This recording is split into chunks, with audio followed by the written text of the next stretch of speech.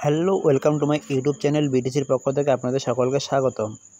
আজকের ভিডিওতে আমরা জানব খুবই গুরুত্বপূর্ণ আপডেট। বৃদ্ধ ভাতার টাকা বাড়ছে। আগে যেখানে ১,০০০ টাকা করে পেত, এখন সেটা বেড়ে ১,৫০০ টাকা করার প্রস্তাব উঠেছে।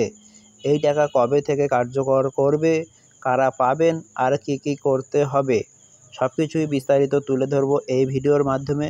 ভিডিওটি না টেনে সম্পূর্ণ দেখুন, তাইলে বুঝতে পারবেন। তো চলুন এ বিষয়ে কী বলা রয়েছে।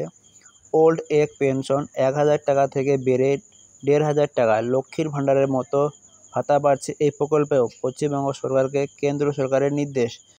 অর্থাৎ আপনারা যারা আগে ১,০০০ টাকা করে বৃদ্ধ ভাতা পেতেন, আপনারা কিন্তু এখন থেকে ১,৫০০ টাকা করে বৃদ্ধ ভাতা পাবেন। তো এই বিষয়ে কী বলা রয়েছে এবং কবে থেকে এই টাকা পেতে পারেন, এ বিষয়ে কী জানা যাচ্ছে, চলুন দেখে নেওয়া যাক। ভিডিওটাকে না টেনে সম্পূর্ণ ভিডিওটি দেখুন, তাহলে আপনাদের বুঝতে সুবিধে হবে। পশ্চিমবঙ্গ সরকার রাজ্যের সাধারণ মানুষদের জন্য প্রচুর জনমুখী প্রকল্প এনেছে, যেখানে সরাসরি টাকা দেওয়া হয়। ওল্ড এজ পেনশন তথা বার্ধক্য ভাতা প্রকল্পে বর্তমানে ১,০০০ টাকা করে দেওয়া হয়। যারা ইতিমধ্যে লক্ষ্মীর ভাণ্ডার প্রকল্পের টাকা পাচ্ছেন, তাদের ৬০ বছর হয়ে গেলে তারা বার্ধক্য প্রকল্পের টাকা পেতে থাকবেন। যারা এই প্রকল্পে ১,০০০ টাকা করে পাচ্ছেন, তাদেরকে টাকা বাড়িয়ে ১,৫০০ টাকা দেওয়ার কথা বলেছে কেন্দ্র সরকার। এবার রাজ্য সরকার কবে টাকা বাড়াবেন, বিস্তারিত জেনে নিন। চ্যানেলটিতে নতুন হলে সাবস্ক্রাইব করে পাশে থাকা বেল বাটনটিকে অন করে রাখুন, এরকম নতুন নতুন আপডেট সবার আগে পেতে। পশ্চিমবঙ্গে বার্ধক্য ভাতা প্রকল্পের মাধ্যমে ৬০ বছরের বেশি বয়সী নাগরিকদের মাসিক ১,০০০ টাকা করে আর্থিক সাহায্য প্রদান করা হয়। এই ওল্ড এজ পেনশন স্কিমটি সামাজিক নিরাপত্তার একটি গুরুত্বপূর্ণ অংশ হিসেবে কাজ করে। কেন্দ্র সরকার এখন এই পরিমাণ বাড়িয়ে ১,৫০০ টাকা করার জন্য রাজ্যকে সুপারিশ করতে পারে। এতে প্রবীণদের জীবনযাত্রা আরও সহজ হবে বলে আশা করা যায়। রাজ্য সরকার বর্তমানে এই প্রকল্পে নিজস্ব অবদান রেখে চালিয়ে যাচ্ছে। সামাজিক সুরক্ষা ব্যবস্থা তথা সোশ্যাল সিকিউরিটি স্কিম এর পরিবর্তনে অনেকের জন্য স্বস্তির কারণ হতে পারে। কেন্দ্র সরকারের বরাদ্দ বৃদ্ধি। জাতীয় সমাজ সুরক্ষা প্রকল্প বা এনএসএপির অধীনে কেন্দ্র বর্তমানে ৬০ থেকে ৭৯ বছর বয়সীদের জন্য ২০০ টাকা প্রদান করে। ৮০ বছর বয়সীদের ক্ষেত্রে একই অঙ্ক ৫০০ টাকা রাজ্য সরকার এর সঙ্গে যোগ করে মোট ১,০০০ টাকা করে বিতরণ করে। কেন্দ্র এখন এই অংশ বাড়িয়ে ৬০০ টাকা করার পরিকল্পনা করছে। তবে ভবিষ্যতে এটি শুধুমাত্র আর্থিক সাহায্য প্রকল্প হিসাবে পরিবর্তিত হতে পারে। এতে কেন্দ্রের অবদান ৬০% অর্থাৎ ৩৬০ টাকা হবে এবং বাকি রাজ্যের দায়িত্ব। বার্ধক্য ভাতা প্রকল্পের ভাতা বৃদ্ধি হবে। পশ্চিমবঙ্গ সরকার বর্তমানে ২১ লক্ষ প্রবীণকে এই বার্ধক্য পেনশন প্রদান করছে জয় বাংলা প্রকল্পের মাধ্যমে। আরও ১ কোটির বেশি মানুষকে ১,০০০ টাকা করে সাহায্য দেওয়া হয়।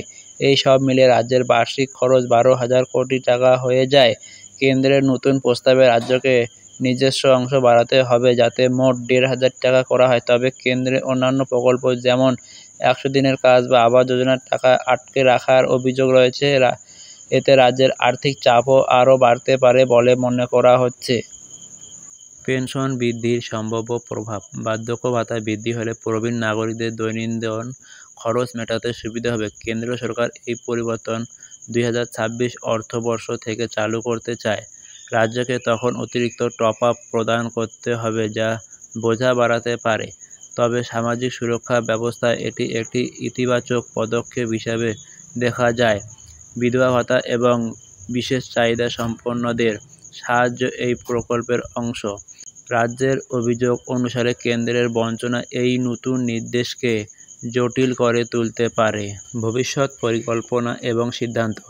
কেন্দ্র সরকার শীঘ্রই একটি ভার্চুয়াল সম্মেলনের মাধ্যমে রাজ্যগুলিকে টপ আপের পরিমাণ জানাতে পারে। এতে পশ্চিমবঙ্গের মতো রাজ্যগুলির মতামত নেওয়া হবে। ওল্ড এজ পেনশন স্কিম এর উপভোক্তা সংখ্যা সম্প্রতি বেড়েছে, যা চাহিদা বাড়িয়েছে।